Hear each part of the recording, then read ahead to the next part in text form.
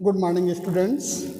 हम आज पढ़ने वाले हैं बीएससी सेकंड ईयर का paper number 1 unit number 1 chapter number 1 question number 2। ये पेपर नंबर 1 का क्वेश्चन नंबर 2 है। If the limit of sequence exist then it is unique. यदि अनुक्रम की सीमा विद्यमान है तो वह अद्वितीय होता है। मतलब हम ये बताने वाले हैं इस क्वेश्चन में, कोई भी सीक्वेंस है उसका जो लिमिट होता है वह यूनिक होता है ना। सीमा जो है हमेशा अद्वितीय होता है, मतलब एक और केवल एक ही लिमिट एग्जिस्ट करता है। कोई भी अनुक्रम की दो लिमिट एग्जिस्ट नहीं करता, एक ही लिमिट एग्जिस्ट करता है। इसमें लिखा है if the limit of sequence exist then it is unique. यदि लिमिट एग्जिस्ट कर रहा है तो वह यूनिक होता है, अद्वितीय होता है। चलिए हम इसका प्रूफ स्टार्ट करते हैं। प्रूफ स्टार्ट करने के पहले अनुक्रम की सीमा, इसका हम थोड़ा सा जान लेते हैं। अनुक्रम की सीमा क्या होता है? अनुक्रम की सीमा, जिसको हम इंग्लिश में कहेंगे limit of sequence. Limit of sequence, अनुक्रम की सीमा, इसके बारे में थोड़ा सा जानकारी हासिल करते हैं, फिर हम इसका प्रूफ देंगे। तो limitation n tending to infinity Sn is equal to L। ये जो L है, इस L को हम इस Sn का लिमिट कहते हैं, सीमा कहते हैं, है ना। ये L जो है, ये जो सीक्वेंस Sn है, इस सीक्वेंस Sn का लिमिट कहलाता है। L is called limit of sequence Sn। लेकिन अगर हम इसको डेफिनेशन के रूप में लिखें तो इस प्रकार से लिखते हैं, देखिए मॉड ऑफ, इसी को ना, इसी को, ये जो हमने लिखा है इसी को हम ऐसे लिखते हैं, mod of Sn minus L less than epsilon for all n greater equal to n0, जहाँ पर n0 एक स्थिर प्राकृतिक संख्या है। तो याद रखना, ये जो लिखा हुआ है और ये जो लिखा हुआ है, दोनों का मतलब सेम है। ऐसे भी लिखते हैं और ऐसे भी लिखते हैं। इसका मतलब भी है कि Sn जो है वह L की तरफ कन्वर्ज होता है, मतलब Sn का जो लिमिट है L है। यदि mod of Sn minus L less than epsilon है, इसका मतलब ये हुआ कि Sn का लिमिट L है। तो ऐसा लिखें या ऐसा लिखें, दोनों का मतलब सेम होता है। तो याद रखना, L is said to be a limit of sequence Sn। क्या कहा? L is said to be a limit of sequence Sn if mod of Sn minus L less than epsilon for all n greater equal to n0, है ना, जहाँ पर n0 एक स्थिर प्राकृतिक संख्या है।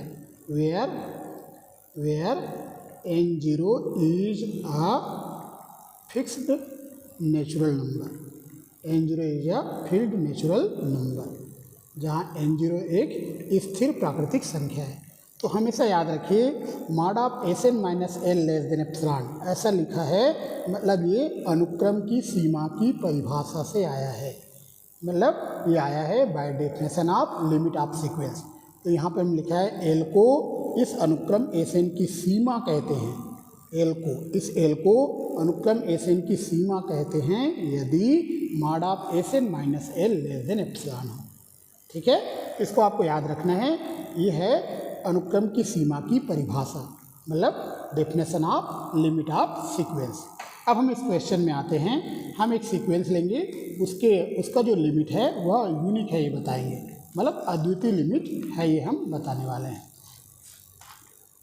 हम स्टार्ट करते हैं क्वेश्चन का प्रूफ। हमने मान लिया let Sn be a given sequence, be a given sequence.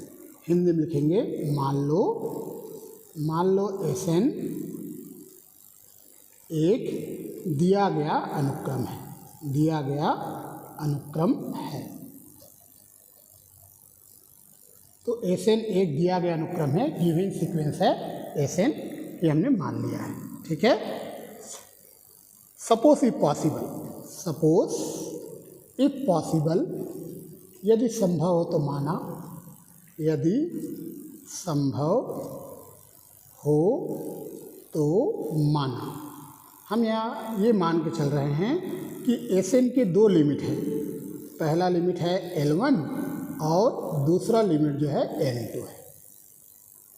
है ना। क्वेश्चन के अकॉर्डिंग हमें ये बताना है कि एस एन की केवल एक और केवल एक ही लिमिट होगा। क्वेश्चन में लिखा हुआ है limit of sequence is unique, है ना। अगर सीक्वेंस का लिमिट एग्जिस्ट करता है तो वह यूनिक होता है। लिमिट हमेशा यूनिक होता है। यूनिक मीन्स अद्वितीय, एक और केवल एक होता है, वन एंड ओनली वन। लेकिन यहाँ पर हमने दो लिमिट ले लिया है एस एन के। एस एन एक सीक्वेंस है, इसकी दो लिमिट हमने ले लिया L1 और L2। अब हमें L1 और L2 को इक्वल बताना पड़ेगा, मतलब हमें ये साबित करना होगा कि L1 और L2 दोनों बराबर है, दोनों इक्वल है। क्योंकि दो लिमिट तो हो नहीं सकता, इसके एक और केवल एक ही लिमिट एग्जिस्ट करेगा। दे तब by definition of limit of sequence, तब अनुक्रम की सीमा की परिभाषा से, अनुक्रम की सीमा की परिभाषा से, अनुक्रम की सीमा की परिभाषा से। यहाँ पर देखो लिखा हुआ है mod of limitation n tentative s n equal to L. इसको आप लिखोगे mod of S N minus L1 less than epsilon. Epsilon न लेके आप एप्सिलॉन बाई 2 भी लिख सकते हो, क्योंकि एप्सिलॉन जो है बहुत छोटी धनात्मक राशि है। Epsilon is very small positive quantity. तो एप्सिलॉन न लेके एप्सिलॉन बाई 2 लिखोगे, कोई प्रभाव नहीं पड़ेगा, क्योंकि ये और छोटा हो गया, है ना। यहाँ पर आप देखो, हमने आपको बताया था कि mod of S N minus L less than epsilon लिखते हैं, है ना। ये अनुक्रम की सीमा की परिभाषा से आता है। तो एप्सिलॉन ना लेकर हमने एप्सिलॉन बाई 2 लिख दिया, उससे हमें कोई प्रभाव नहीं पड़ेगा। For all N greater equal to, यहाँ पर for all N greater equal to N0 हमने लिखा है। N0 ना लिख के यहाँ पर हमने M1 लिख दिया। M1 कोई स्थिर प्राकृतिक संख्या है। वैसे ही इसके लिए भी आएगा, ये भी हमारा एस एन का जो लिमिट है L2 भी है। तो mod of S N minus L2, ये भी लेस देन एप्सिलॉन बाई 2 है। For all N equal to M2, यहाँ पर M2 जो है कोई स्थिर प्राकृतिक संख्या है। M2 is a field natural number. तो ये जो लाइन आया है इक्वेशन नंबर 1 और इक्वेशन नंबर 2, ये आया है by definition of limit of sequence, अनुक्रम की सीमा की परिभाषा से आया है। इक्वेशन नंबर 1 और इक्वेशन नंबर 2 दोनों ही अनुक्रम की सीमा की परिभाषा से आया है। यहाँ पर लेस देन एप्सिलॉन न लेके हमने एप्सिलॉन बाई 2 लिख दिया है। आप चाहो तो लेस देन एप्सिलॉन भी लिखोगे तो भी चलेगा, कोई दिक्कत नहीं है ना। यहाँ पर एप्सिलॉन बाई 2 न लेकर आप एप्सिलॉन भी लिख दोगे तो भी चलेगा, है ना। एप्सिलॉन लिखो तो भी चलेगा, एप्सिलॉन बाई 2 लिख दोगे तो भी चलेगा। तो ये जो लाइन आता है, ये आता है अनुक्रम की सीमा की परिभाषा से, है ना। इसी को ऐसे लिखते हैं, ये है ना, इसी को हम ऐसे लिखते हैं। और ये लाइन आता है अनुक्रम की सीमा की परिभाषा से, लिमिट ऑफ सीक्वेंस के डेफिनेशन से आता है ना। तो ये कहाँ से आता है? By definition of limit of sequence. इसी लाइन को हमने यहाँ पे लिखा है। पहले बात, यहाँ पर एस एन का लिमिट L1 है, तो mod of S N minus L1 less than epsilon by 2 लिखा। और यहाँ पर एस एन का लिमिट L2 है, तो mod of S N minus L2 less than epsilon by 2 हमने लिया है। यहाँ पर N0 एक फिक्स्ड नेचुरल नंबर होता है। N0 जो है एक फिक्स्ड नेचुरल नंबर है, मतलब स्थिर प्राकृतिक संख्या है। तो N0 ना लेकर हमने यहाँ M1 और M2 ले लिया है, क्योंकि यहाँ पर दो लिमिट है L1 और L2। तो L1 और L2 दोनों आने वाले हैं, इसी कारण एक बार M1 ले लिया, दूसरी बार M2 हमने ले लिया है। अब हम यहाँ पर हमने यहाँ मान लिया है, माना स्मॉल m जो है ये मैक्सिमा है M1 और M2 का, मतलब M1 और M2 में जो ग्रेटर होगा, जो बड़ा होगा, वह स्मॉल m है। देन तब फ्रॉम 1 and 2, तब समीकरण 1 तथा 2 से, 1 तथा 2 से। अब आप देखिए, हमारा जो इक्वेशन नंबर 1 है और इक्वेशन नंबर 2 आप देखिए, यहाँ पर ये रिजल्ट ट्रू है उन सभी n के लिए जो M1 से ग्रेटर हैं, और ये रिजल्ट ट्रू है उन सभी n के लिए जो M2 से ग्रेटर है। लेकिन M1 और M2 दोनों से ग्रेटर स्मॉल m है, स्मॉल m तो मैक्सिमा है, स्मॉल m M1 और M2 दोनों का मैक्सिमा है, स्मॉल m M1 से भी ग्रेटर, M2 से भी ग्रेटर, मतलब ये दोनों रिजल्ट m के लिए लागू हो जाएगा, है ना। तो आप बोल सकते हो कि mod of S N minus L1 ये लेस देन एप्सिलॉन बाई 2 होगा for all n equal to m के लिए। और वैसे ही mod of S N minus L2 यह भी लेस देन एप्सिलॉन बाई 2 होगा for all n equal to m के लिए। तो यहाँ पर पहला वाला रिजल्ट जो है वह उन सभी n के लिए ट्रू था जो m1 से ग्रेटर हैं। सेकंड रिजल्ट ट्रू है उन सभी n के लिए जो m2 से ग्रेटर हैं। लेकिन हमने m को मान लिया कि m1 और m2 दोनों का मैक्सिमा है, मतलब ये m जो है वो m1 और m2 दोनों से ग्रेटर है। तो m के लिए पहला वाला रिजल्ट भी ट्रू हो जाएगा, दूसरा रिजल्ट भी ट्रू होगा। दोनों ही रिजल्ट इक्वेशन नंबर 1 और इक्वेशन नंबर 2 दोनों ही m के लिए ट्रू हो जाएगा। m1 की जगह m लिखें तो पहला वाला भी ट्रू आएगा, m2 की जगह m लिखें तो दूसरा वाला भी ट्रू आएगा, क्योंकि m मैक्सिमा है m1 और m2 का, m1 और m2 दोनों का मैक्सिमा है, इसी कारण ऐसा आएगा। चलिए, इसे हमने इक्वेशन नंबर दे दिया 3। नाउ अब हम निकाल रहे हैं mod of L1 minus L2 का वैल्यू। मुझे पता है L1 और L2 इक्वल लाना है मुझे। मैंने आपको शुरू में बताया है कि मैंने यहाँ पे दो लिमिट ले लिया है L1 और L2। मुझे L1 और L2 दोनों को इक्वल साबित करना है, दोनों को बराबर बताना है, क्योंकि सीक्वेंस जो होता है, अनुक्रम जो होता है, उसका जो लिमिट है वह यूनिक होती है। यूनिक मीन्स अद्वितीय होती है, एक और केवल एक ही लिमिट होता है। तो हम निकाल रहे हैं mod of L1 minus L2। इसमें हम L1 minus SN plus SN minus L2, तो हमने इसमें SN माइनस किया, SN प्लस कर दिया, SN को माइनस किया, SN को प्लस कर दिया। तो अगर हम मॉड को अलग अलग करें तो less than equal to sign आएगा, mod of L1 minus SN plus mod of SN minus L2। तो मॉड को हमने अलग अलग कर दिया, इसी कारण लेस देन इक्वल टू का साइन आया। यहाँ लेस देन इक्वल टू का साइन क्यों आया है, देखिए, क्योंकि ये मॉड को हमने अलग अलग कर दिया है।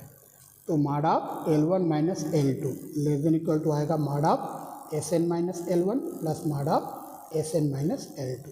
चूँकि ये मॉड के अंदर लिखा हुआ है, इसी कारण इसको L1 माइनस SN को SN माइनस L1 भी लिख सकते हो, क्योंकि बाहर मॉड लगा हुआ है, तो इसको आप ऐसे लिख सकते हो। अब इसका value less than epsilon by 2 है। इक्वेशन नंबर 3 आप देखिए, इसका value less than epsilon by 3 है, इसका वैल्यू भी लेस देन एप्सिलॉन बाई 3 है, तो एप्सिलॉन बाई 2 है। तो mod of L1 minus L2 less than epsilon by 2 plus epsilon by 2 for all N between two m के जी, है ना, क्योंकि इसका वैल्यू भी लेस देन एप्सिलॉन बाई 2 है और इसका वैल्यू भी लेस देन एप्सिलॉन बाई 2 है। इक्वेशन नंबर 3 से, फ्रॉम 3, है ना, समीकरण 3 से हम देख रहे हैं ये भी लेस देन एप्सिलॉन बाई 2 आएगा, ये भी लेस देन एप्सिलॉन बाई 2 आएगा। तो हम यहाँ देख रहे हैं कि mod of L1 minus L2 less than epsilon आ जाएगा, है ना, mod of L1 minus L2 less than epsilon आ जाएगा। अब आपको समझ में आ गया होगा कि हमने यहाँ एप्सिलॉन बाई 2 क्यों लिया था, क्योंकि दोनों को ऐड करेंगे एप्सिलॉन आ गया। अगर यहाँ एप्सिलॉन बाई 2 ना लेके एप्सिलॉन लिए होते तो एप्सिलॉन प्लस एप्सिलॉन 2 एप्सिलॉन आ जाता है यहाँ, है ना, तो 2 एप्सिलॉन भी चल जाता, कोई दिक्कत नहीं है। अब एप्सिलॉन बाई 2 ले लिए तो एप्सिलॉन आ गया। अब हम लेते हैं टेकिंग एप्सिलॉन टेंडिंग टू 0, एप्सिलॉन को 0 की तरफ लेने पर, एप्सिलॉन टेंडिंग टू 0 लेने पर हम पाते हैं कि अब एप्सिलॉन टेंडिंग टू 0 लें तो mod of L1 minus L2 less than or equal to 0 होगा। यहाँ लेस देन साइन है, याद रखो, यहाँ इक्वल टू साइन इसलिए आया क्योंकि एप्सिलॉन टेंडिंग टू 0 लिखा है, हमने एप्सिलॉन इज इक्वल टू 0 नहीं लिखा है।